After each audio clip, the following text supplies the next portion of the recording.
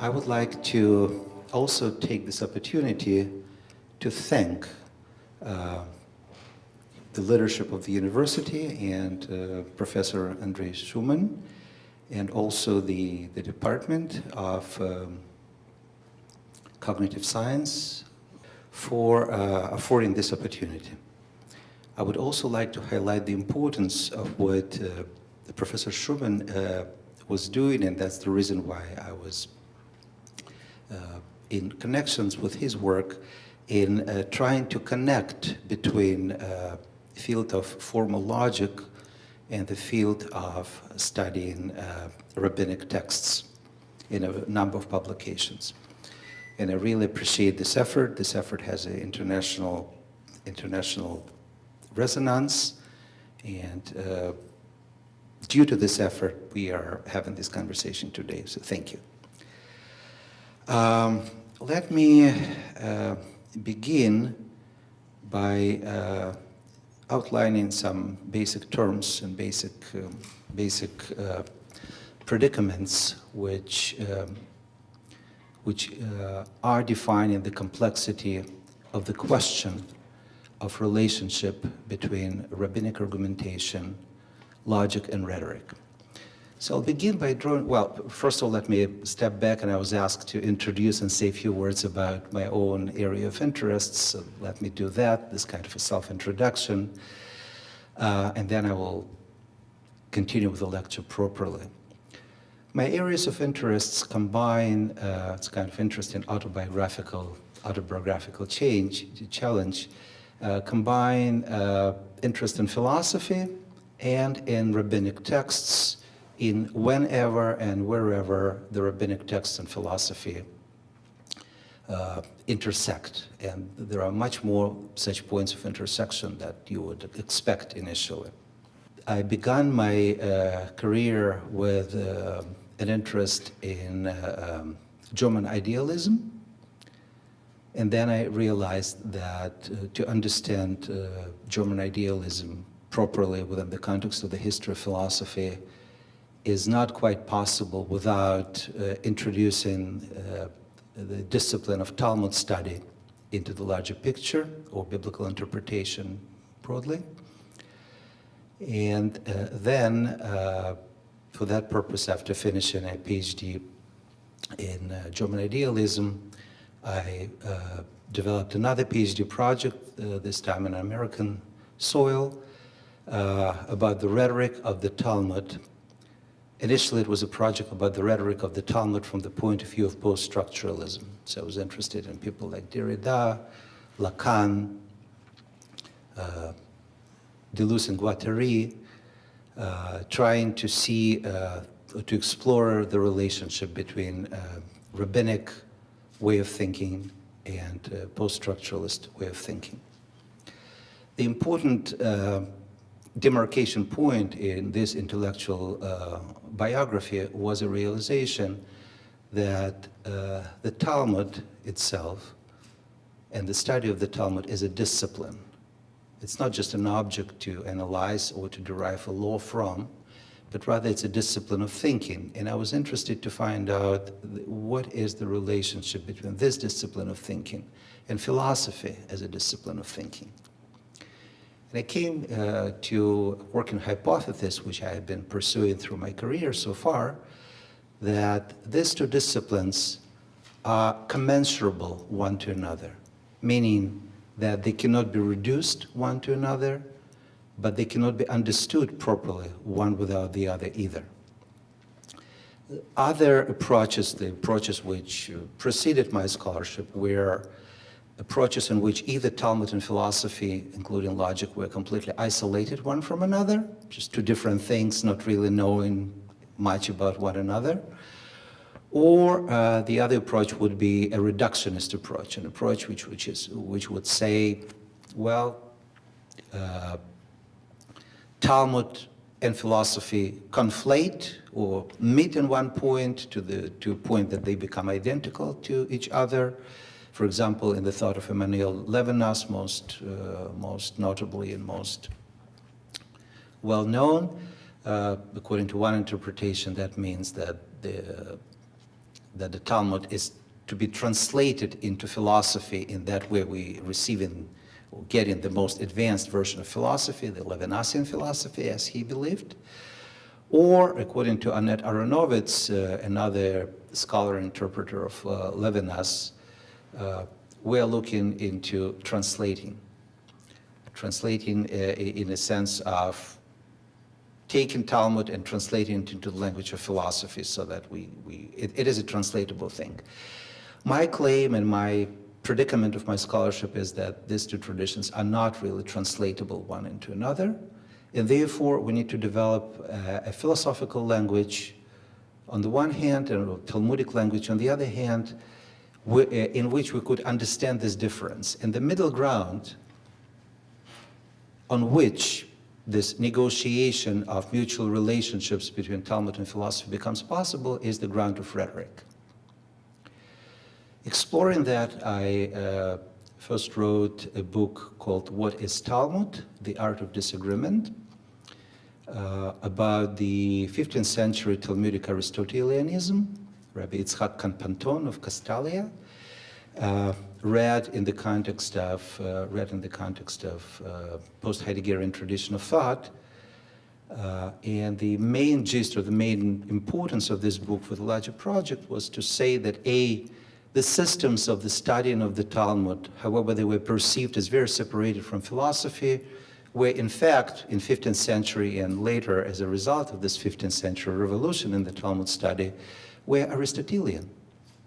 It is a version of Aristotelianism, incognito, not realized.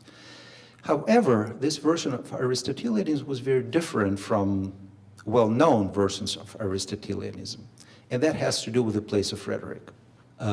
My second book, The Open Past, Subjectivity and Remembering in the Talmud, moved from the 15th century to the Babylonian Talmud per se, to ask the question what this Babylonian Talmud, the Talmud Bavli, is in its own intellectual terms in relationship between philosophical thinking about memory and Talmudic thinking about memory.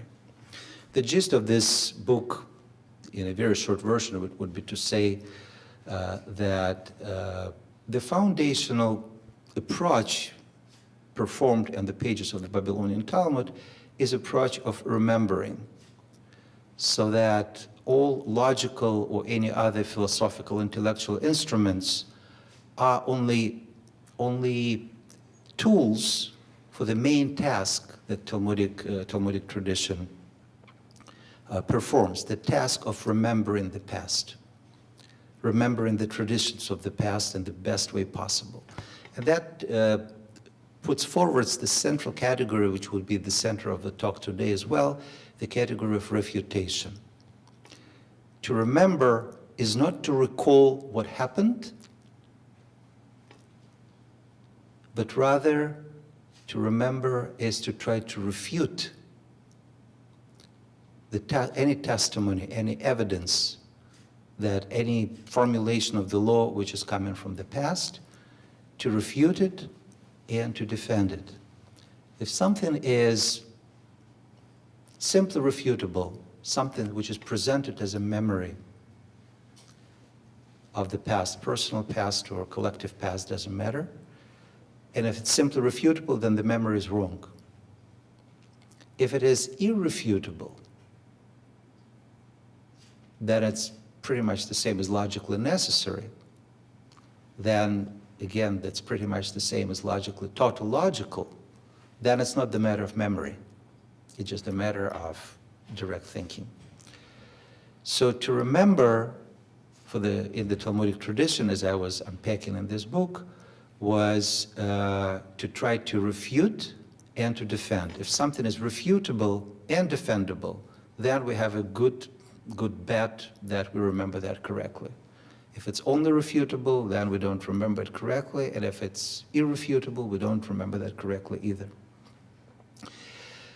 Well, and my third and last for now book, which is I happen to have here because it just came out, so I'm a little bit still in excitement about this having been published. It's called Are the Others? The Political After the Talmud. I'm leaving the book here for the library. This book is an attempt to renegotiate the notions of the political in philosophy of Carl Schmitt and in French intellectual Rancière, to show that Talmudic notion of the political complicates contemporary debate about what political relationships between people are, and introduces, again, based on this notion of refutation, as a foundational operation of thinking and a foundational operation of truth construction, a completely new horizon of thinking about the political, the horizon that had been suppressed, and which, nevertheless, as suppressed, underlies the foundation of contemporary theoretical discourse, which is attempting to answer the question, what is political? Okay, enough for a biography, because biographies are pretty much and very often are a little bit idiosyncratic. A person talking about oneself is fundamentally boring. So I would like to now to begin a discourse about the topic, the discourse of the relationship between logic, rhetoric, and rabbinic argumentation. I need to apologize in advance that I will, for those who are experts in the field or in the fields, because they are different fields here, because I will try to clarify things which are not necessary to be clarified for experts, so to keep it open for experts from other fields. But at the same time, I will try not to sacrifice any complexity which is at work and in place here. So I begin with rhetoric. And I begin from a place which is far away from the Talmud for now. I want to talk a little bit about Plato and Aristotle. There's two Greek philosophers which have two mutually exclusive and therefore crucial for our understanding ideas of what rhetoric is. For Plato, and again, I'm drawing now very broad approximations. Picture is much more complex, but we need to begin with something simple. We need to begin with something which is we could play with. So for Plato, the main gist or the main task of philosophy is ascent from the world of becoming to the world of ideas. And rhetoric, which was his main enemy, the enemy which he associated with the name of the sophists, the people who would be able to prove that the white is black and the black is white in 150 ways.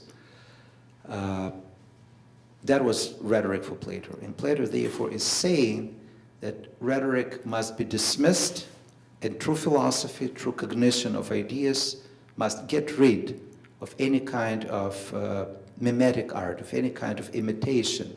And rhetoric for Plato was an art of imitation. So true philosophy has no room, no place for rhetoric.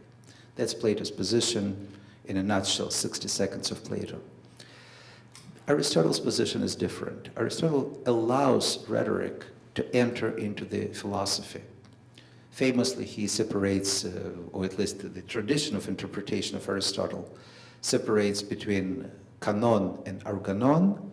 Canon is the most important part, where, for example, metaphysics belongs, where Aristotle is asking the most fundamental questions, the questions of what is, and in connection to the question, what is the essence of what is. I know it's a little bit gibberish and hard to understand, but let me put it in simple terms. For Plato and for Aristotle alike, to determine whether or not a certain thing exists or is to provide a non-contradictory, not contradictory, coherent, logical definition of what the thing is. For example, if I am talking about and asking, does such a thing as a square triangle exist? The answer would be no, because there is no way to provide a non-contradictory definition of what a square triangle is. So to establish that something is to answer the question, what is it? If we could answer this question non-contradictory then. So in other words, essence and existence fundamentally coincide in Plato and Aristotle alike. But strangely enough, Aristotle still introduces rhetoric into the organon in the second part of philosophy. So rhetoric is part of philosophy. And Aristotle is talking about three main elements of rhetoric. Antimema, I better write this word because it's hard to pronounce.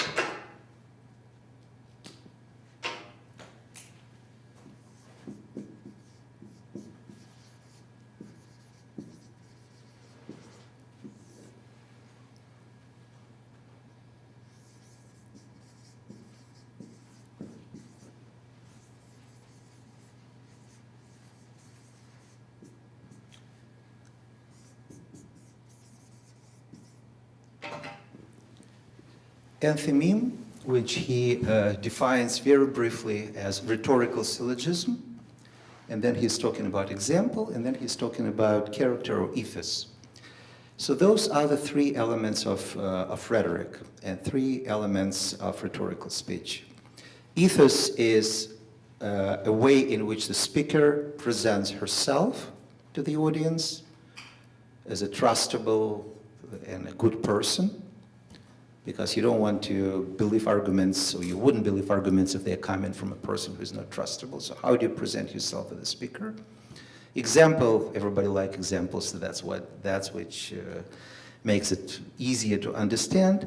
But the central element of rhetoric is enthymeme, or again, as he only said, is rhetorical syllogism. No further definition. Now, what was the overall context in which this overall political and judicial context in which Aristotelian rhetoric worked? This context was of a very interesting setting of a courtroom, which is more familiar to us than the other setting about which I will also be talking soon. In the Aristotelian setting of the courtroom, and Aristotelian idea of justice, we have a judge, a persecutor, and a defender. Prosecution and defense. So prosecution and defense use rhetoric to persuade the judge about what happened, what was the case, what was the event in the past which transpired. So one of them, the prosecution or defense, wins, and once this is established, then the judge's only role is to decide under which rule this case falls, and then to issue a verdict. So the core system of justice, as well as the course of the system of the political life that Aristotle is portraying, is finding out what is, and in particular what was. Finding out what exists or what existed through a non-contradictory definition of it, but because sometimes in the actual life it's not fully possible, therefore persuasion rather than logical argumentation becomes necessary, and enthymeme, or rhetorical syllogism as opposed to logical syllogism, becomes politically pertinent and vital. Now let me illustrate the basic version of the difference between rhetorical syllogism and logical syllogism. I'll take the famous example, all humans are mortal, Socrates is human, therefore Socrates is mortal. That would be a full rhetorical syllogism. A rhetorical syllogism, it's a full logical syllogism, I apologize. A rhetorical syllogism would be Socrates is human and therefore mortal. The difference being just one of the premises is omitted. It's shorter, it's more persuasive, and therefore more effective. That's one version of explaining what Aristotelian enthymeme is. And this version was advanced by Boethius.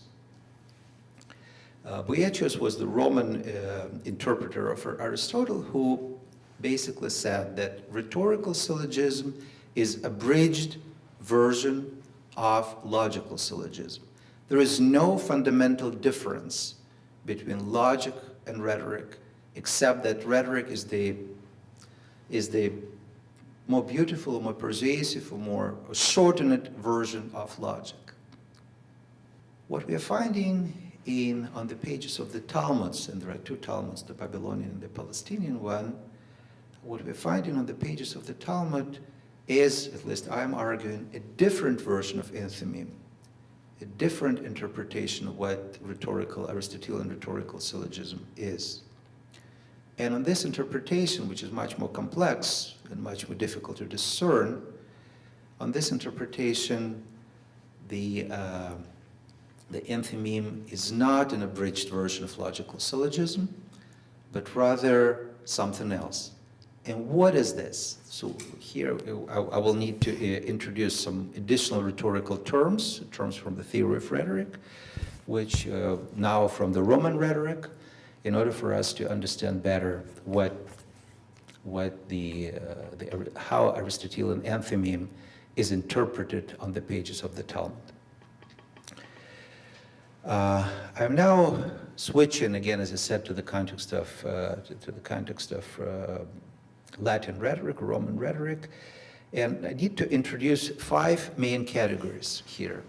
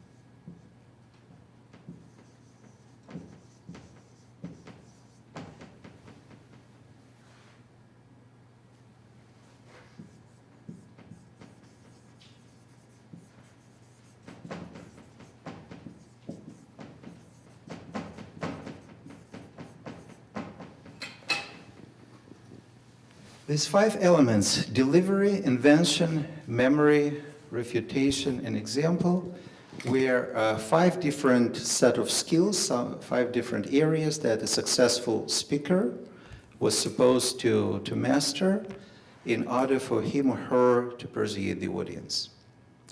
The delivery is about how do you present your speech, pretty much comparable to Aristotelian ethos or the character of the speaker. Invention is the new point that you make in the speech. It's important to highlight the element of the new. Memory are the techniques that a master of rhetoric has to have in order for him or her to deliver, because, well, now you'll understand why I don't really like PowerPoint presentations, because at the time of the classical rhetoric, they didn't have PowerPoints. So instead, they used different techniques of memory. Namely, you probably heard about the memory palace. The idea is that to remember different things, you need to associate them with different places in a room which you know really well. And that would work in terms of memory for things and memory for words. So you associate, you don't even remember the order of your speech, so you associate the order of your speech with different places. So now I'm looking at the window, I'm talking about delivery. Looking at this window, I'm talking about invention. At this window, I'm talking about memory. At this red thing at the back, I'm talking about refutation. And looking at this chair, I'm talking about example. I'm presuming that, of course, I'm very much familiar with the interior. But if not, then not too good, no good. I would like to deliver is pretty much intuitively understandable, so I wouldn't spend much time on it. Invention is important because invention, or Latin term for that, inventio, is a combination which we today keep separate. An invention in modern sense and discovery. in modern sense. Invention in modern sense is a creation of something which didn't exist before. That would be an invention. A discovery is uncovering of something which is under the table. I'm just removing the table and discover, uncover, removing the cover. I'm finding something which already was there and I just need to reveal it. So today was separated. In the rhetorical school, I'm talking about discovery and invention are fundamentally the same. And because they're fundamentally the same, to invent something is to discover it. And that's a very important thing. So innovation is a discourse about what is already there, and therefore it is a discourse about the past. Now moving to memory briefly, and memory, again, those are techniques for the speaker to remember the order of the speech and the main ideas. And after that, to move in number 4, which is the most important element of refutation. In classical rhetorical schools of Roman origin, Roman rhetorical schools, refutation is simply, although it's a very complex technique, but it's about to prove that I'm right and you're wrong.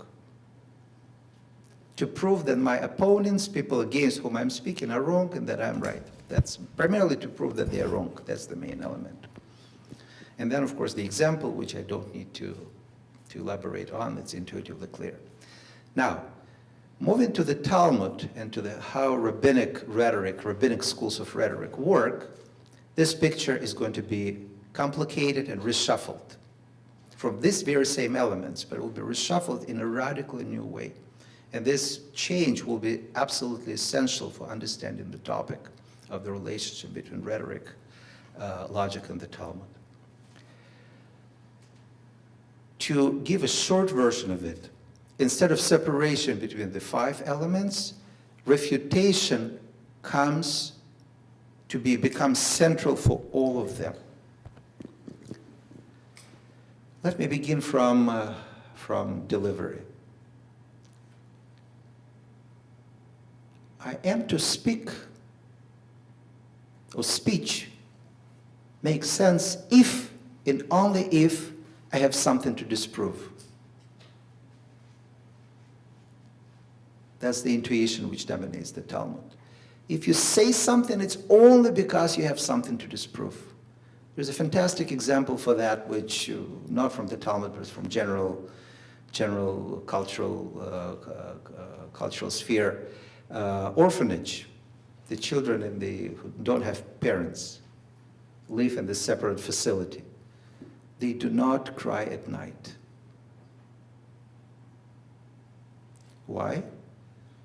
At least for the purpose of this example, they're not crying because they know that there is nobody to listen. A child is only crying because he or she knows that she will be listening. She doesn't yet know what exactly she wants, but she's crying because the parent is here and she wants something. The most persuasive speech is the baby cry. You can't resist it. You don't know what it is about, but you are trying to accommodate it. So you're crying only if you're trying to accomplish something, be it simply attraction of the attention of the parent. So I'm not speaking if I don't have something to refute.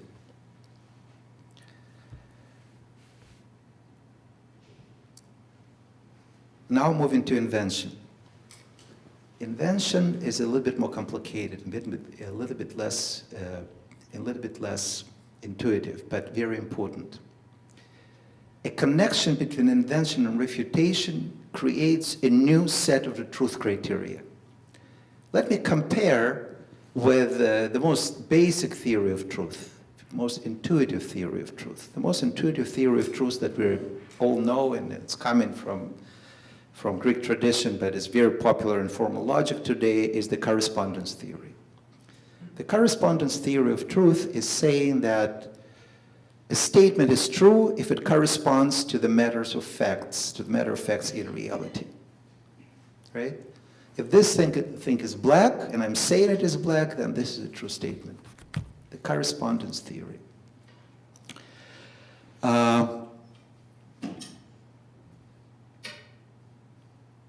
There are much more complex theories of truth, but for the simplicity of this introduction, at least, I will stick with this one. Now, when looking into refutation gives you radically different criteria of truth, not in competition with the correspondence, but in addition to that, and this addition turns things around completely, as I'll show. A statement is true if and only if it refutes another statement. If all my presentation was just, if I would be only given one sentence to make the point, I would say just this. The statement is true if and only if it refutes another statement. In other words, in assessment of any statement presented to me, yes, I could be talking about references, I could be talking about reality the statement is described incorrectly or incorrectly, but if, or truly or non-truly, but if I'm not getting the point which this statement is refuting, I'm not getting that statement. And if there is no such point, then the statement is simply has no power, has no validity, and therefore it has no truth. To say something is to refute something. And this is how I need to approach any statement presented to me. This is how I need to exercise the practice of memory and invention. I'll explain it as connecting one with another in a very close way. Namely, if I have a testimony, a statement, let's say a statement of law, or in a personal relationship, a statement made to me by another person, in order for me to try to understand what this person is saying, I need to understand what this person is refuting. And if there's no this point, then either I don't understand the person or the person is not saying anything, just a chatter. And that comes together with invention now. When they're looking into Talmudic, the Mishnaic pronouncements of the formulations of the law, which they are supposed to remember, they are trying to ask the question, what is being invented here? What is the invention? On whether or not this invention has a validity, that's a second question. But first of all, is there an invention?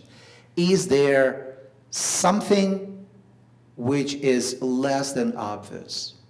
Something which, and more specifically, the criteria of invention is criteria of being refuted. To say something new means to refute something.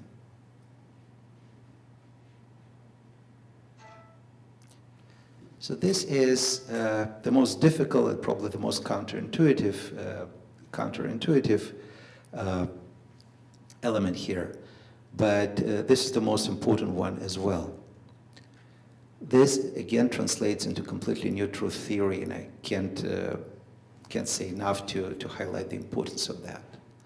So it is no longer, I'm coming back to Aristotle if you want, it is no longer a political connection between what is and what could be non-contradictory defined, one hand, and the existence on the other thing. In other words, Aristotle once again is saying what things which exist are things which are definable. Now it's a completely different picture. The picture is things which have power are the things which refute other things. So that translates into something which I would be curious to see in relationship to the formal logic. So let me take three categories from Aristotle, categories which he considers, in which he describes what logic is doing. He says that logic is dealing with necessary and with impossible. So things which are absolutely necessary are the matter of logic, and the things which are absolutely impossible are the matters of logic. So logician is to sort out things which are necessary and which are impossible one from another. The area of the possible is not the matter of logic, it's the matter of rhetoric. in a sense, could say that provisionally. Then, of course, in modern logic, it is a little bit renegotiated, and we're trying to look into the logics of possibilities, but let's stick with Aristotle for now. Now, if we try to translate this into the logic of refutation, it's not really logic, it's rhetoric. And why it is rhetoric rather than logic? Fundamentally, it is because in logic you have one mind, right? You are trying to arrive to one common understanding, to agreement about the matters. The orator is trying to win the audience, or if he fails, then the audience takes care of him. But it is about one mind. We all want to become one mind. If refutation is the core, then we by necessity have at least two minds, minds which are disagreeing one with another. So the disagreement, the true disagreement, rather than just confusion in concepts, the true disagreement becomes the foundation of human interaction. And it's, of course, a very hard thing to attain. To arrive to true disagreement is very hard. And of course, philosophy in its tradition is primarily about trying to achieve agreement. It's difficult, it's never attained, but that's the ideal. Talmudic ideal is disagreement. It's hard to attain a true disagreement, but we have to. Otherwise, we are falling into the political realm of philosophy, and thereby we're losing a very important horizon of Talmudic thinking. So it's not about one mind, it's not about a collective person, or it's not about one person, and it's not about one nation, it's not about one overarching agreeing subject, it's rather about interpersonality, namely about people who are refuting each other. My ethical responsibility, my political responsibility in this Talmudic paradigm is to show the holes in the argument of the other person. The difficulties to refute is the genuine interpersonal relationship, as opposed to intersubjectivity, where we are striving to arrive to any kind of consensus in the most fundamental meaning of the term. Okay, now we have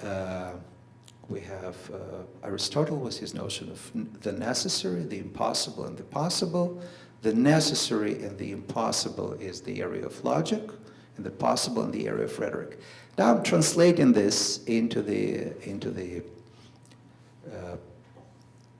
horizon of refutation, if refutation becomes the fundamental truth criteria.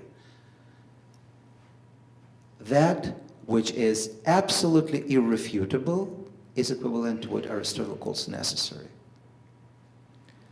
That which is absolutely refutable, or easily refutable, is that which Aristotle calls impossible. Then the possible, which is not the area of logic, but rather the area of rhetoric, according to Aristotle, the possible is the area of refutable and counter-refutable. And the majority of our lives, human lives, are in this area. Even Aristotle recognizes that the possible is the main area where human life happens. And that's why he writes the book of Herbineus about interpretation, to say that we live in the realm of the possible, and what is the most prudent course of action of it. But he thinks that this notion of the possible is predicated on what can be. And the version of can be is the version of is. That is to say, it is still dominated by the definition of, by the equation between what is and what is definable. But this is not the case with an approach in which refutable and counter-refutable become the most authentic human condition. Okay, so let me pause here. Let's see how we're doing in terms of time. And if we still have 10 minutes, is that okay for the... okay. So then I would like to switch the gears and to look into some implications or ramifications or some kind of tangents between logic, rhetoric, and Talmudic argumentation. But let me first again to provide a brief summary of what we have established so far. Rhetoric is either excluded and completely contradictory to logic, let's say in Plato, or reducible to logic in Boethius' interpretations of Aristotle, or in Talmudic versions of, call it Aristotelianism, or Talmudic versions of Aristotelian rhetoric. Rhetoric is a foundational discipline which produces a truth criteria which is not predicated on the question of existence. If the existence is equated with essence. Essence is the answer to the question, what is a certain thing? And if we know what it is, then we could claim that it exists. So the essence and existence do not coincide in the Talmudic rhetoric. And that creates a completely different horizon, both religious horizon and political horizon. Put aside religion, concentrate on the politics. A philosopher who got most close to this, but not close enough, was Philo of Alexandria. Philo of Alexandria was trying to combine Greek philosophy with reading the Bible. And this combination is really what I would like. And the impossibility and difficulty of this combination is the last point that I would like to introduce in the discussion of the relationship between logic, rhetoric, and rabbinic argumentation. Philo is trying to combine the incombined things which cannot be combined. Greek philosophy, for which writing is a mimetic art, and scripture, for which writing is the divine revelation. So if a Greek person would have told that that writing can be sacred, writing can be source of true meaning of things, could come from the God, they would simply laugh at you. That's not serious. That's writing as a mimetical art. So that's why, for example, Antigone is torn apart between the written edict by Creon and what she thinks is the divine law, the obligation to bury her brother. So Philo is trying to combine these two things, and he invents a new notion which Plato's philosophy didn't have, the notion of allegoria or allegorical reading of Scripture, where he reads Scripture as the allegoria, as that which needs to be translated into the language of philosophy. In doing so, he introduces the most important part here. He introduces the notion of existence, which has no essence. Again, for Aristotle, to have essence and to exist is the same. To answer the question what it is and to exist is the same. Philo says God of the Bible, God of the Scripture, exists without any essence. So this was the first step. So it's a God which who cannot be defined thereby, but it still exists. Or he or she still exists. And again, I could say whatever because it's not definable. It, she, or he. So that's the first step, but it's not a sufficient step.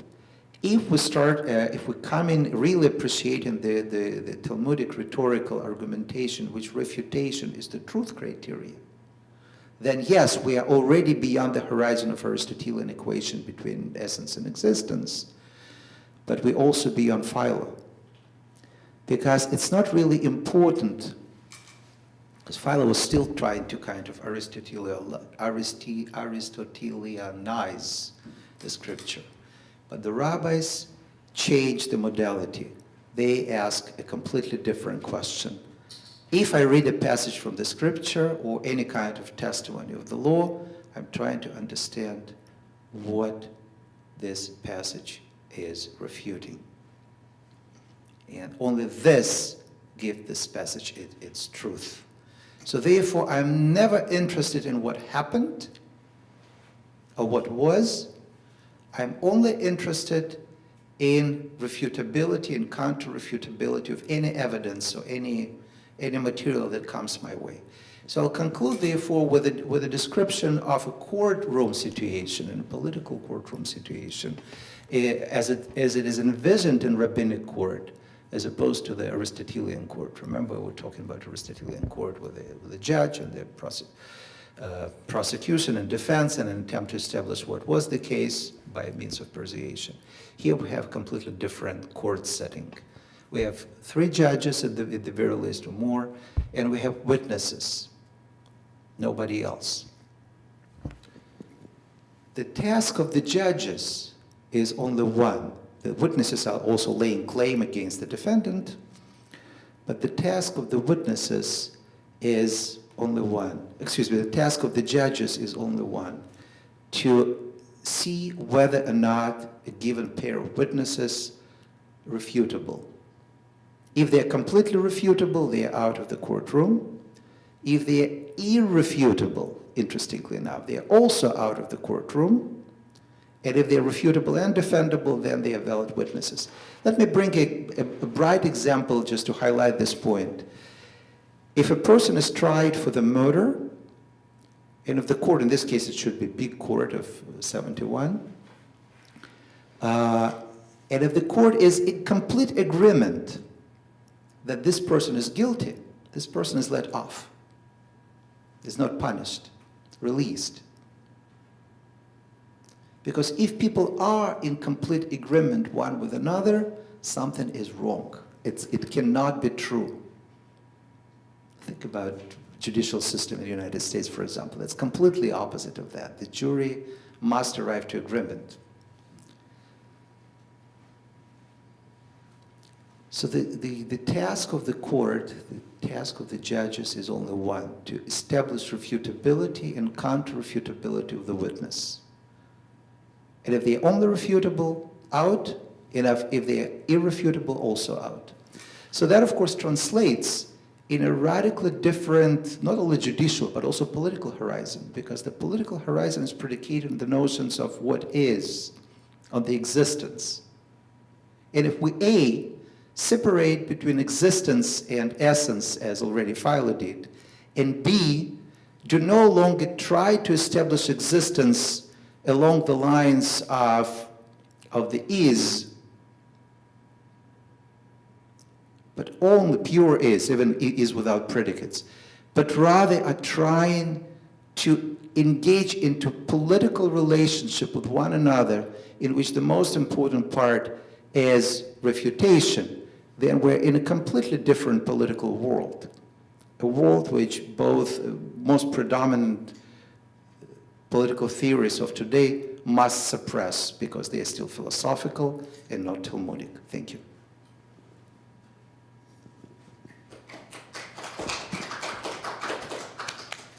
Thank you for listening. I'll take questions if there are any, or discussion in any kind of... Some questions. Questions could be of any sort of clarification, objection, refutation. How do you think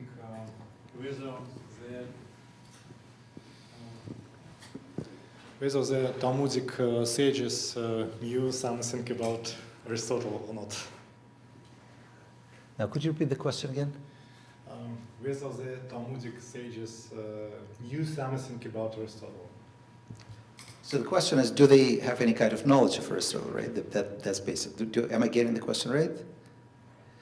Well, there's a historical part of it. The historical part of it that, of course, the question is, what's the Talmud? And arguably, by a way of reconstruction, the Babylonian Talmud is the rhetorical school, because the main education of the geographical and chronological period there was schools of rhetoric, not the universities in the modern sense, because they are Arabic invention and then early Christian inventions. But if you want to go any kind of education, you go to rhetorical school. And these rhetorical schools where Aristotle was translated into Syriac, into Aramaic language, and that's how it becomes available. it's a big question of whether or not and how or whether we're looking into influences. I'm least interested in a historical proof of influence, but it's enough for me to say, just for the sake of this question, that rhetorical tradition, Roman rhetorical tradition and Greek rhetorical tradition existed in Syriac translations. And it's also enough for me to say that rhetorical schooling was the path of education. So that provides the, if you want to be a rabbi, then you need to gain the basic, or a judge or any kind of community leader, you need to go to rhetorical school, you need to learn how to prove that the white is black and white in 150 ways. We also know that they didn't really separate much between Plato and Aristotle at the time. They kind of confused. The main Platonic text that was known was Timaeus, and Timaeus is a very complicated rhetorical text, although it's on the surface dismisses rhetoric, but in Plato's analysis of places, of topoi, that's really getting rhetorical. It's very much complicated. But I'll just keep it short for now, just to answer this question the way I answered, that rhetorical education and Greek rhetorical tradition is a part of it, where the schools stood.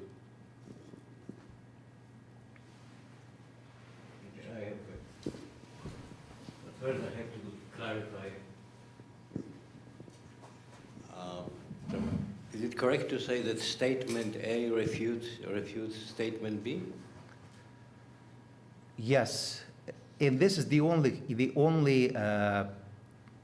condition under which statement A is true. No, but you said that if statement is true, if it's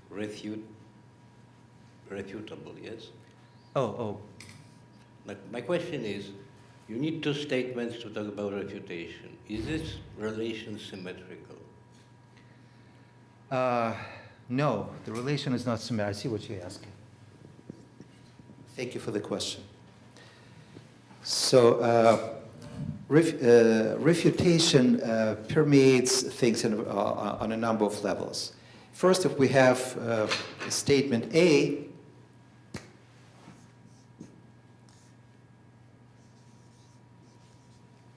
we need to have a statement B which is being refuted by statement A. But the statement B must be not weak enough. If it's a weak statement, then the statement A becomes obvious or tautological. Therefore, it doesn't refute anything, right? So in other words, the A is refuting B only as long as the B is strong enough. There is a possibility of counter-refutation here. Refutation and counter-refutation. So if I'm stating something which is obvious by whatever criteria, this is not an act of refutation. Does that make sense? Does that answer the question? Thank you. Anybody else? I have one more question.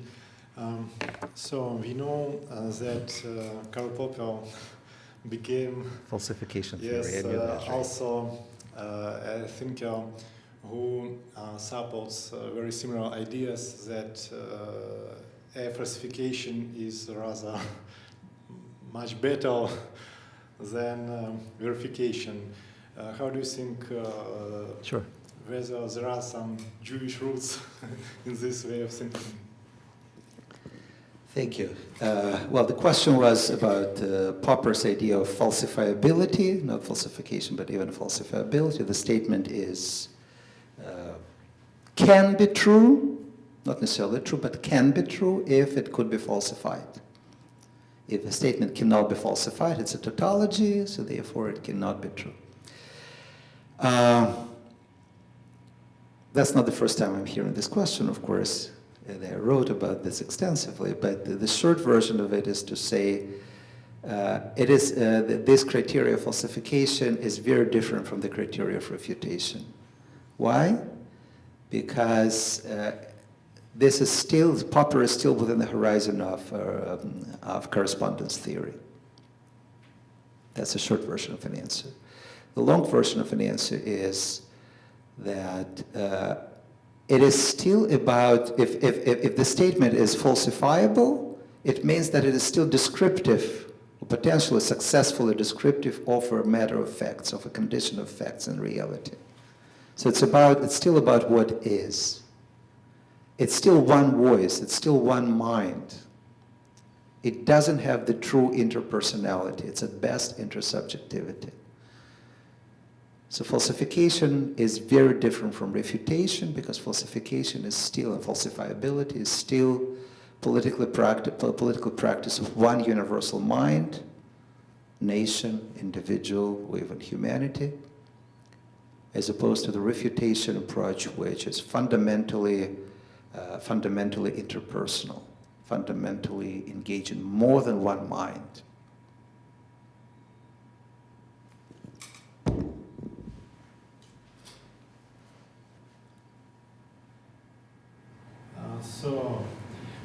How do you think, how far we can applicate these rhetoric ideas of the Talmud to modern societies?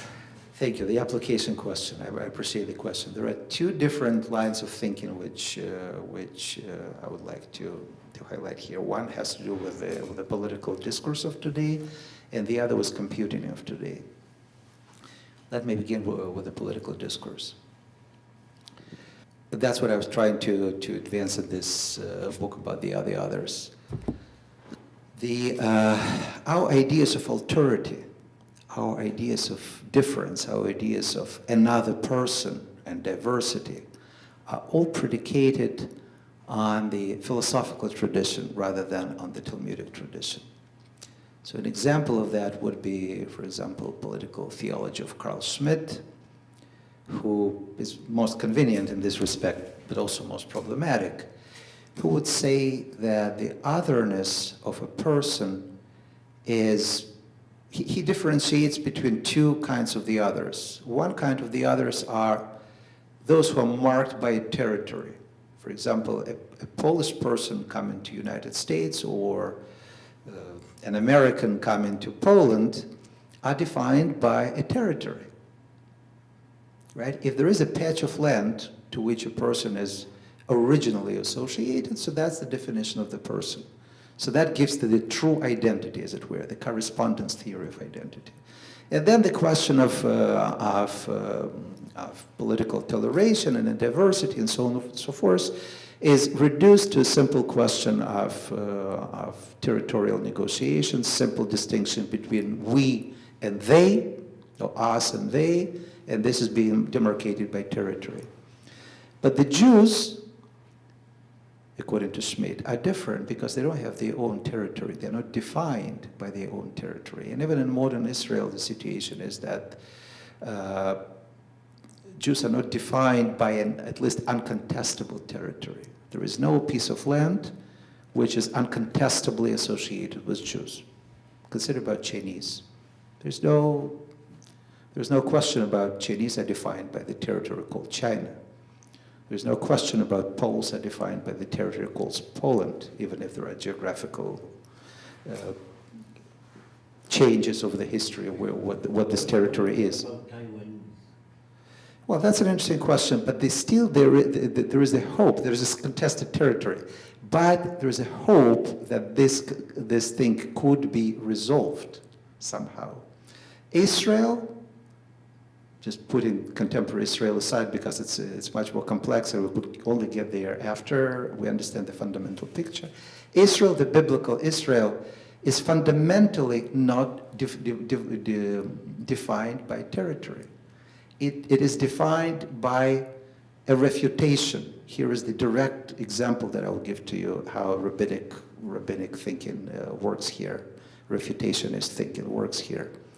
In the beginning, God created the heaven and the earth, right? The commentary on that, the famous commentary of that, is saying that the true meaning of this verse in the beginning of the book of Genesis is refutational rather than descriptive. It's not a cosmogony, it's not a cosmology, it's not anything of that sort. It's not a description of the reality. Rather, it is a divine statement which refutes in advance, refutes a statement of others who will say to Israelites who came to this land and kicked out other people from there that you are robbers. In other words, robber is somebody who violates the law, right? The criminal, a thief. But this statement is that in the beginning God created the heaven and the earth means that the God is the master of all earth and so in all heaven and so on and so forth. So that's why nobody has a possession of the land. Nobody can be defined by the land, including Israel. The Israelites cannot be defined by the land. They could only be defined by their connection to God, by their fulfillment of the commandments and so on and so forth. So that's why the history of Israel is the history of, yes, even when in the land, it's constantly in suspension. It's constantly dependent on whether or not and how successfully Israel fulfills the commandments. So that's why so much of expulsion and in exile and so on and so forth, because Israel does not always succeed in fulfilling the commandments, reverting instead to some immoral and unethical practices. That's the biblical history in a nutshell. So Israel is not defined by the land. Fundamentally, it is defined by its relationship to God, and that's and this is what, for Schmidt, for example, makes Jews, as a contemporary version of Israel, extremely problematic, because Jews are not definable by the land, but at the same time belong to that land, Germany in his case. And that's why they are not simply others, they are enemies. They are those who are completely incompatible with being German. Germans could tolerate some other lands, could conquest other lands. Yes, Slavic people, according to Schmidt, are people who are, well, should be partially killed and partially enslaved. But Jews must be completely exterminated because they are not people, according to Schmidt. They are the enemy. They are incompatible with German identity. So this is all this all becomes only possible under the ontological criteria of truth or referential truth criteria, the criteria of correspondence. Once we embrace the truth criteria of refutation, then the political horizon opens up to people, to the others, whom I call others who cannot be defined by territory,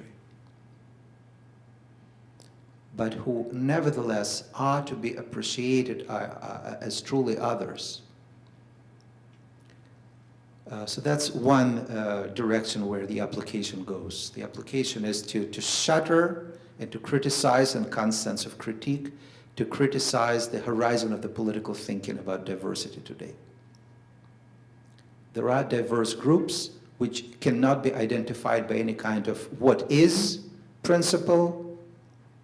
So transgender is this, transsexual is that, and so on and so forth. It's not by is, it's about the refutation. That creates a completely different political picture of the world, it complicates the contemporary picture of the world. The second application has to do with computing, and this is one of the reasons why one of the lines of thinking which I would like to pursue. The computing of today is stemming from mathematical logic, or more fundamentally, it is stemming from traditional philosophy.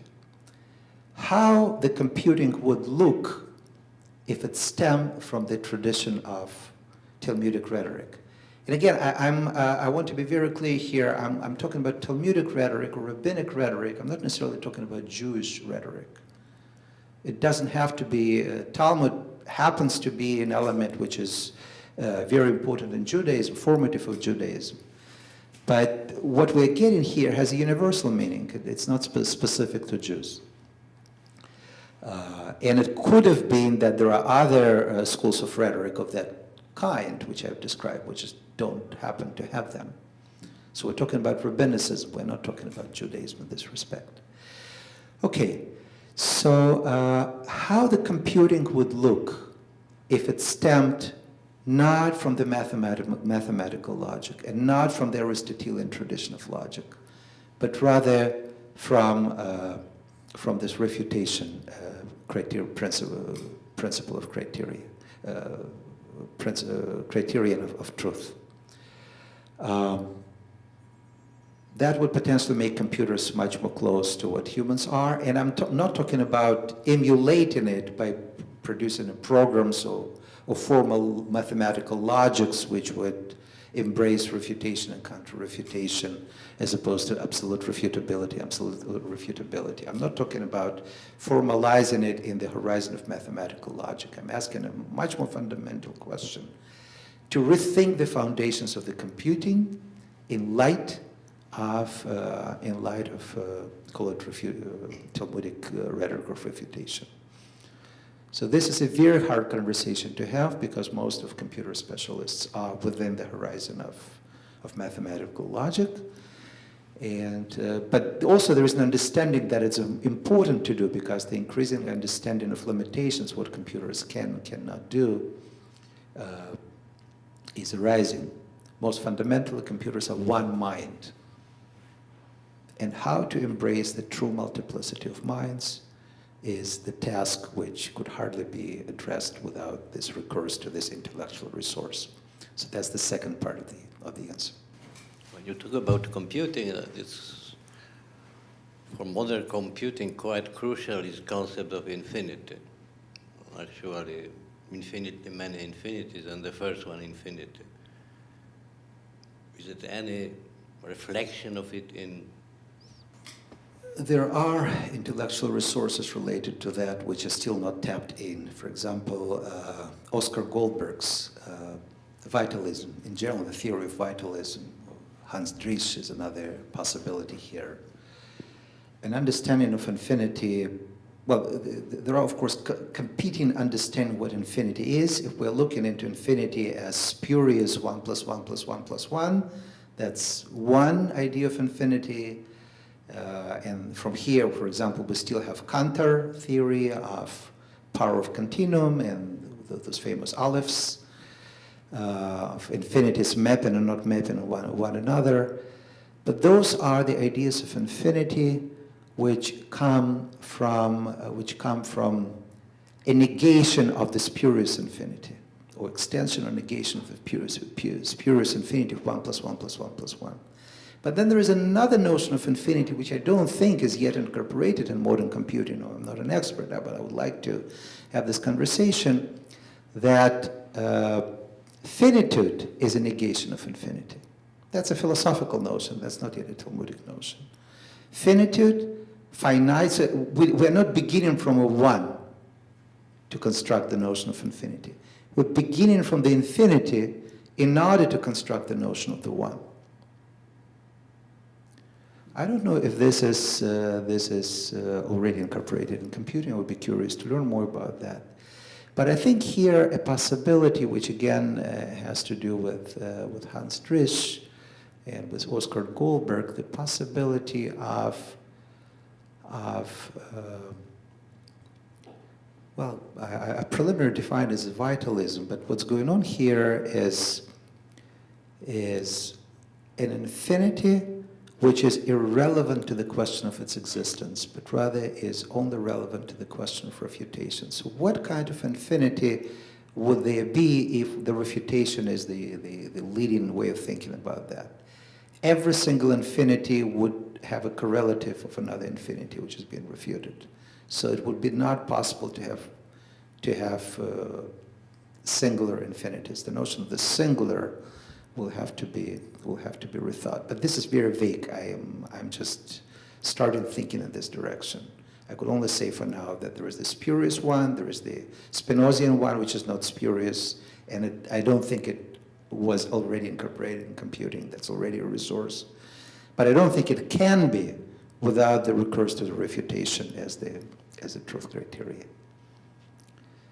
So, but that's just a step to an answer, because it's a very complicated question, and that's really where I would like to continue thinking and to continue cooperation, possible cooperation with people in computing who are open to the fundamental questions about computing.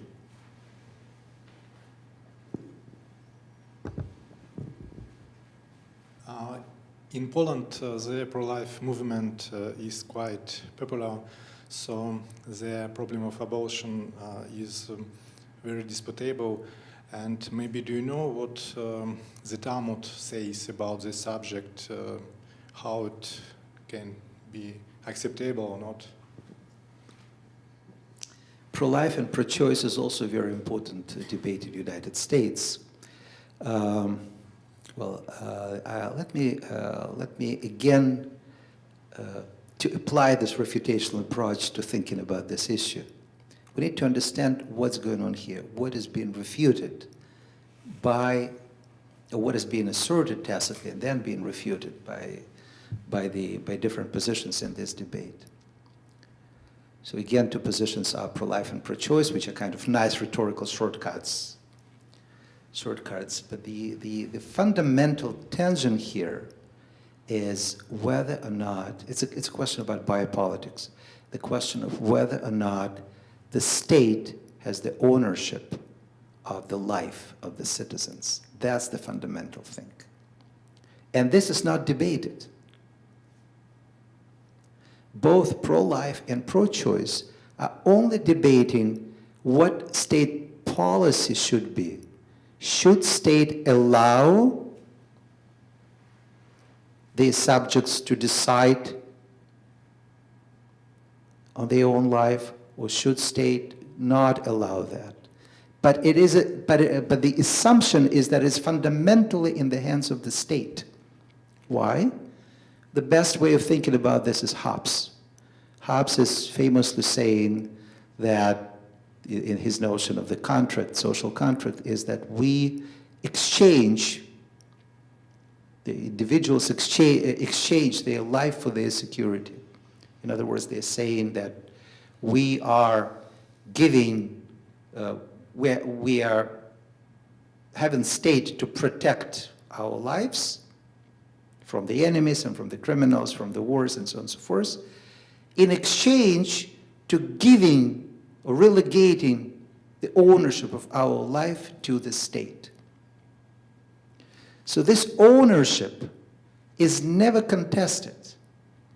So what is being refuted by the debate between pro-life and pro-choice, a possibility of saying that I am the owner, I'm the true owner of my life, which I never am in the national state.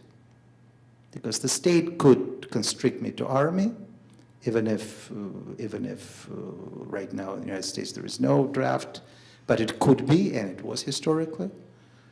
The state could decide about my mental condition. The state is fundamentally owing my life, or the life of any subject of the state. So this is why what is being refuted by this debate, whichever side you take, pro-life or pro-choice, they tacitly refuted the possibility that the state should not, or just the possibility of the state not owing my life. The other possibility would be God owing my life. But if you're asking about specific Talmudic positions in this respect, then it is, historically speaking, in line with Aristotle, that the child becomes a living being if the head or the majority of the body emerged at the time of the delivery. Before that, if there is the danger for the mother's life, famously, then the child, the fetus is cut off and extracted. But the moment the head is out or the majority of the body is out, nobody intervenes, because who we are to decide which life is more important, the life of the mother or the life of the baby. Not that there is an answer to that. That would be divine call. But it is just, we say that we have not this ability. We are not operating under the principle of correspondence. We cannot make true ontological statements about the matters. But then there is one other element to this answer, which is kind of humoristic. I was supposed to begin with a joke. I failed, so I will draw to the conclusion with a joke, but it's not that really humoristic. The joke is, well, when does a child become a human being? Well, after she graduates from the law school or medical school. Right? That's kind of a Jewish wisdom, delivered humorously. Right? So that's not pro-choice, it's not pro-life, it's a completely different idea. Or some other people say, well, when life begins in the cemetery, that's much more pessimistic version of it. But the basic idea of here is that the life itself is a much more complicated notion. It's not a biological entity. The state is trying to reduce life to biopolitics. But life is a much more complicated thing. And really to become alive is far from being simply born. It's much more complicated. Namely, you are alive if you're able to refute. So that would be a direction to think here. But seriously, again, the pro-life and pro-choice are two traps. In other words, let me put it this way. So if I want you, rhetorical traps, in a good way, if I want you to make sure that you don't select this book, I've given you a choice, select between this bottle and this bottle. Pro-life and pro-choice. This is pro-life, this is pro-choice. This is the state ownership of the subject's life. It's a very difficult concept, and I'm of course not saying that I'm taking positions here, because whatever position I take, it's a trap. I'm instead saying that it's not a human prerogative to decide whose life is more important, the life of the mother or the life of the child. That will be as far as I can go in this respect. Did I answer the question? More or less.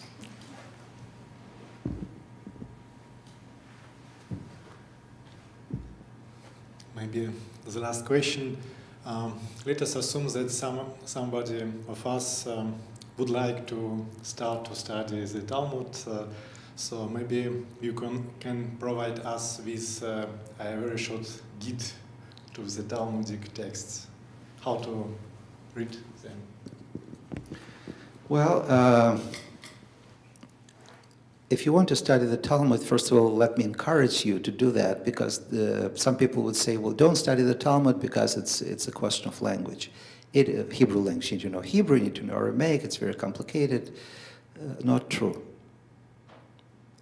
If you take an Israeli, just from the street, who have never been exposed to the Talmud, but perfectly knows modern Hebrew, and put him or her in front of the Talmud page, even with translation of the Talmud into modern Hebrew, nothing will happen.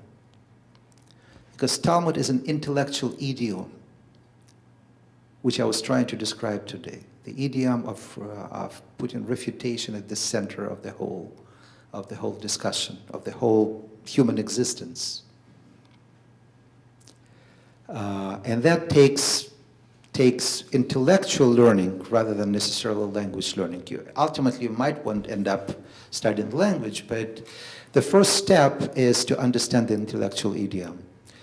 I could recommend the chapter 5 of What is Talmud, the Art of Disagreement, which could be a good start for learning this intellectual idiom in logical terms, in terms which are close to those educated in philosophy. But more generally, to begin to study Talmud is to try to understand every single sentence that you encounter as trying to figure out what this sentence is refuting, rather than what this sentence is describing. So that's the shortest guide to studying the Talmud I could give. In practical terms, now there are Art Scroll edition of the Talmud with as good a translation as it is possible, which gives you line by line, word by word translation of what's going on. Again, that's just a question of language, and it has its pluses and its minuses. One of the big cautions that I would like to give you is when you begin using ArtScroll, first of all, do use it. And second of all, be cautious to pay close attention to what is presented there as a real translation and what is inserted there by way of elucidation, by way of helpers, some kind of prosthetic devices. One of the prosthetic devices which is very prominent in the ArtScroll Talmud is the Gemara says, the Talmud says.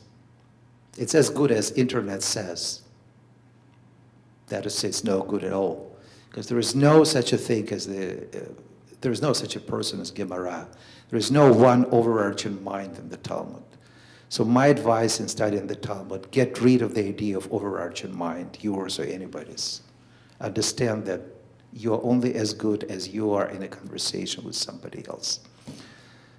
But I do think that the studying of the Talmud and creation of a program where a person trained in logic and in philosophy would be also academically trained in study Talmud would be what would be extremely beneficial thing for a university to have. And we're trying to do that at Buffalo, but I would like to see that happening in other places as well.